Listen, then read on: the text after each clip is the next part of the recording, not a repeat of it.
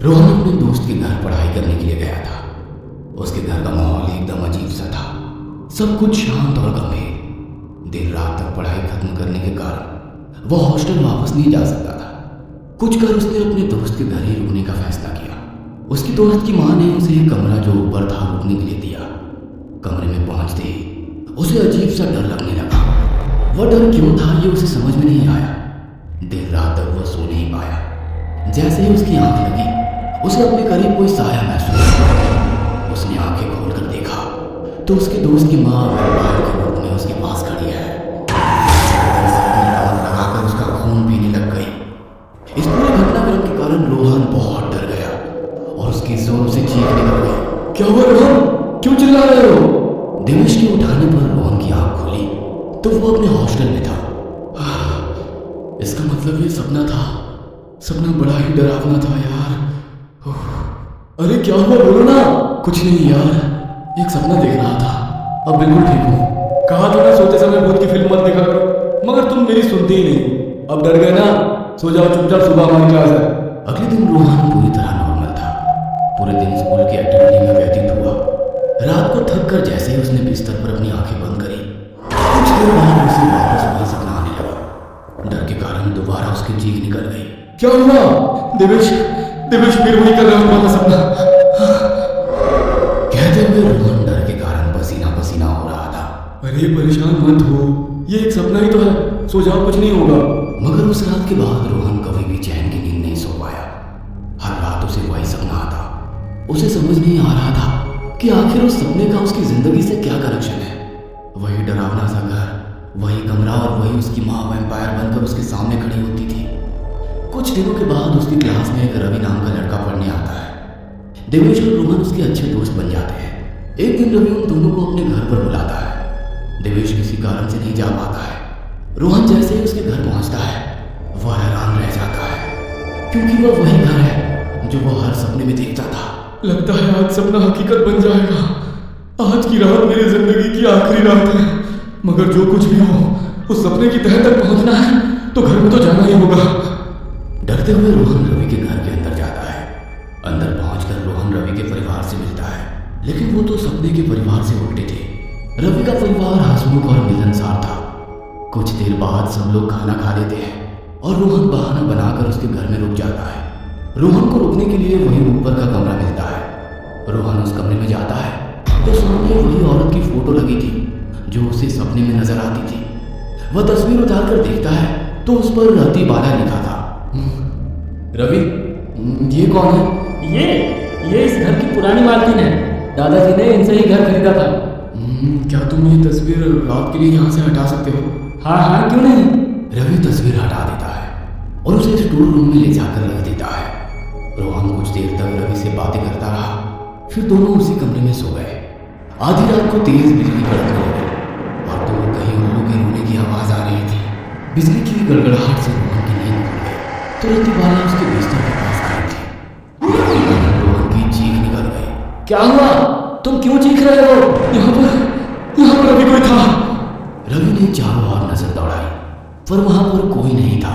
शायद तुम्हें वहम हुआ होगा। रोहन सारी ओर देखने लगा तो उसे भी रति बाला कहीं नजर नहीं आई, लेकिन तभी उसकी दोबारा चीख निकल गई। उसने रवि को दीवार की ओर इशारे से कुछ दिखाने की कोशिश की। सामने का नजारा देखकर रवि भी चौंक गया। रति बाला की तस्वीर वहीं पर टंगी हुई थी। उन्हें समझ नहीं आया कि जो तस्वीर वे लोग स्टोर रूम में रखाए थे तो वापस ऊपर कैसे आ गई। दोनों सारी रात सो नहीं पाए। रोहन ने अपने लैपटॉप खोले और रति बाला के बारे में सर्च करने लगा। अचानक उसकी निगाह गूगल पर रति बाला की तस्वीर पड़ गई। वहां पर लिखा था रति बाला एक नर पिशाच। वहां पर उसके बारे में सिर्फ ऐसा लिखा था कि बिहार के पटना के पास एक छोटे से गांव में रति बाला नाम की लड़की रहती थी। शुरुआत में तो वह बहुत नॉर्मल लगती थी, मगर धीरे धीरे गांव के लोगों में चर्चा होने लगी कि उसके ऊपर किसी बुरे सराय का प्रकोप है। उसके हम उम्र बच्चों ने उसे कई बार कुत्ते, बिल्ली या फिर जिंदा मुर्गे को खाते हुए देखा था। गांव के लोगों ने जब उसका विरोध करना शुरू किया तो वो वहां से गायब हो गई। इससे ज्यादा उसके बारे में कुछ नहीं लिखा था। रोहन ने उसके बारे में जानने का फैसला लिया। वो उसके गांव जा पहुंचा। गांव पहुंचने पर भी जितना उसे नेट पर पढ़ने को मिला था उतना ही वहां के लोगों को पता था। इससे ज्यादा किसी को कुछ नहीं पता था। ये रतिवाला और मेरा क्या संबंध है? वो मेरे ही सपनों में क्यों नजर आती है? रोहन अपनी कार से वापस अपने शहर लौट रहा था। अचानक उसकी कार रास्ते में एक घर के सामने रुक गई। घर बहुत ही पुराना सा था। अब ये और क्या मुसीबत है? कार चलते चलते अचानक क्यों रुक गई? रोहन ने घर की ओर देखा तो न जाने कि सम्मोहन ने उस घर की ओर खींचा चला गया। दरवाजे को जैसे धक्का दिया तो दरवाजा अपने आप खुल गया। रोहन अंदर दाखिल हुआ तो पूरे घर की सजावट बहुत ही अजीब सी थी। कटे हुए सर, मरे हुए जानवरों की तस्वीरें, शमशान की तस्वीरें। सजावट देखकर रोहन को यकीन हो गया कि ये कोई सामान्य घर नहीं है। वो बाहर जाने वाला था कि उसके पैर अपने आप सीढ़ियों की ओर बढ़ने लगे। नीचे से ही चले जाओगे? ऊपर आकर हमसे मिलोगे नहीं? कौन है? मुझे कौन बुला रहा है? एक बार ऊपर तो आकर मिलो। तुम्हारे सारे सवालों के जवाब तुम्हारे पास होंगे। रोहन सम्मोहित होता हुआ उस आवाज की ओर बढ़ने लगा। सामने कमरे में एक महिला बैठी थी जिसके लंबे बालों से उसका पूरा चेहरा ढका हुआ था। कौन हो तुम? उस महिला ने जैसे ही अपना चेहरा ऊपर किया, रोहन डर के कारण 2 कदम पीछे हट गया। तुम तो रतिवाला हो। तुम यहाँ पर कैसे?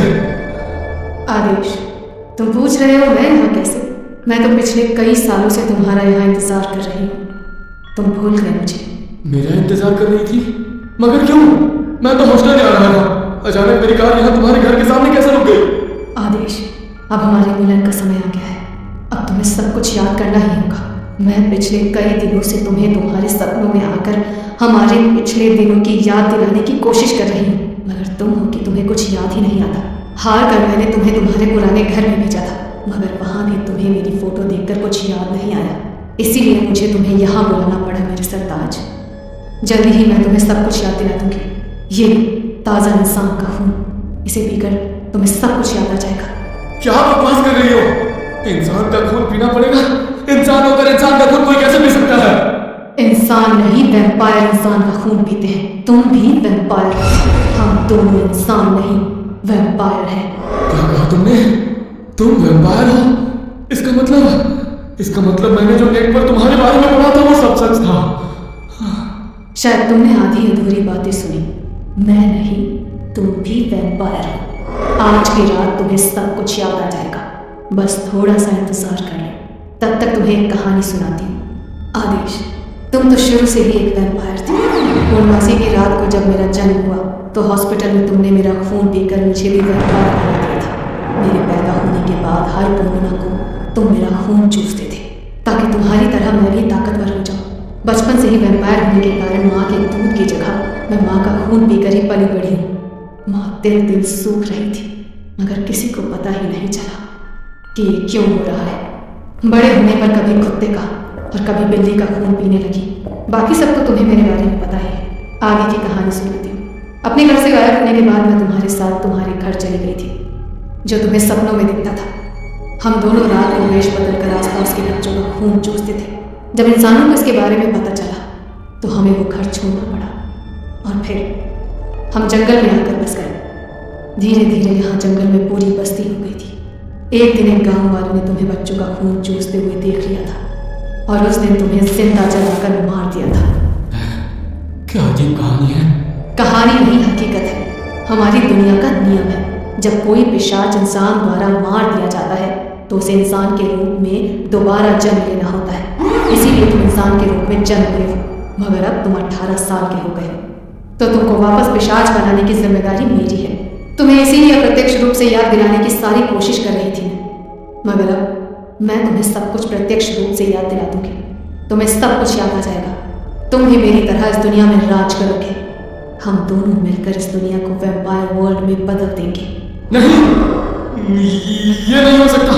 मैं इंसान हूँ, इंसान ही रहूंगा। तुम इंसान नहीं, पिशाच हो और तुम्हें दोबारा पिशाच बनना ही होगा। रतिवाला उसका हाथ पकड़कर एक कमरे में ले गए। कमरे में शैतान की तस्वीर लगी हुई थी। सामने हारून बना हुआ था। कमरे में जाते ही रोहन मानो सम्मोहित हो चुका था। कमरा पूरी तरह अंधेरे में डूबा हुआ था। पूर्णमासी के दिन चंद्रमा की रोशनी उस कमरे के अंदर आ रही थी और रतिवाला जैसा जैसा कह रही थी वैसा वैसा रोहन कर रहा था। रोहन ने रतिवाला के कहने पर शैतानी देवताओं की पूजा करनी शुरू कर दी।